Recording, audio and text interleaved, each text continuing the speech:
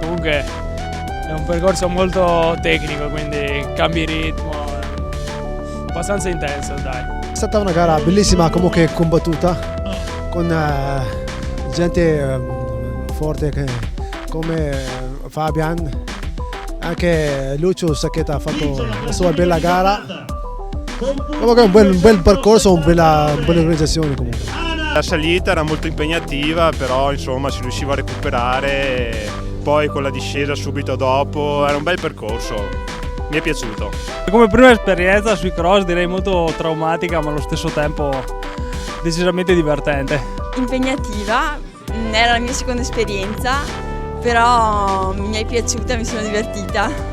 È molto duro, oggi ho fatto tanta fatica perché ho sentito il terreno molto duro, avevo forse i chiodi troppo lunghi e quindi ho fatto fatica oggi. Una gara in progressione, parecchio dura perché ormai sono un po' di anni che la faccio e so che è un percorso molto impegnativo, bello ma impegnativo, quindi sono partito cauto. In progressione è stato per me un bel allenamento, anche perché io sono più un mezzofondista, quindi è un po' lunghe per me queste gare, ecco.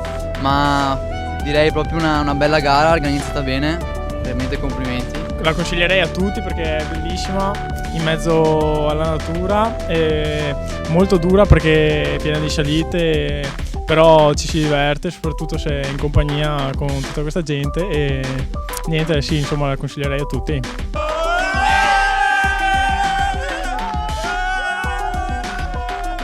A me è piaciuta, fatica, però si fa, dai. Brava.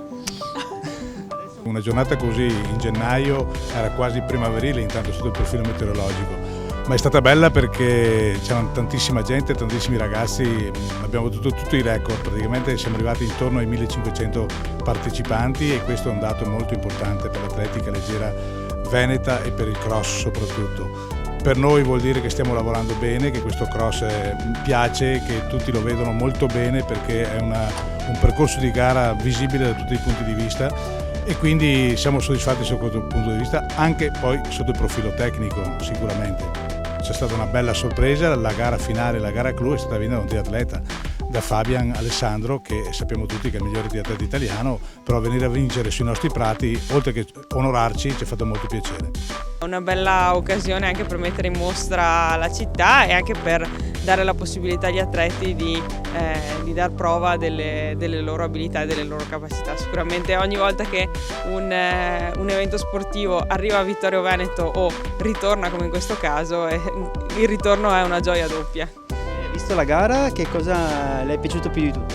Beh, ho assistito alle gare di questa mattina, stavo guardando anche l'ultima 10 km degli uomini, sicuramente impressionante le loro abilità e le loro capacità di correre. Io non rientro sicuramente tra coloro che praticano questo sport, ma li ammiro per la tenacia e per la voglia di esprimere le loro energie e le loro capacità.